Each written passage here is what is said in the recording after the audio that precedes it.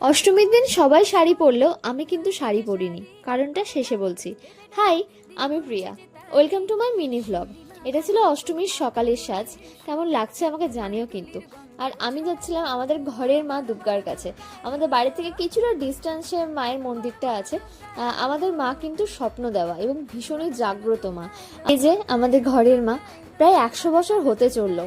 এরকম ঢাক ঢোল কাঁসর বাজিয়ে মায়ের তখন ধ্যানের পুজো হচ্ছিল। যেহেতু আমাদের ঘরের দুর্গা ঠাকুর আছে, সেই জন্য আমি অষ্টমী দিন কোনো দিনই বাইরে বেরোই না। পুজোর সময়টা বাড়িতেই থাকি। আর এই যে একটু অ্যাস্থেটিক ফিল নিচ্ছিলাম আর একটু ঢং করছিলাম। এই যে পাড়ার 3টে ডগেশ ভাইয়ের দর্শন পেয়ে গেলাম। আর এবারে ধান গাছ দেখে মনে হচ্ছে ধান ভালোই হবে, শুধু আবহাওয়া যেন পাকা ধানে মইটা না নামিয়ে দেয়। এতক্ষণ পর্যন্ত ভীষণ গরম ছিল, এরপর বিকেলে ওয়েদারটা একটু ভালো হয়েছিল আর রামধনু উঠেছিল।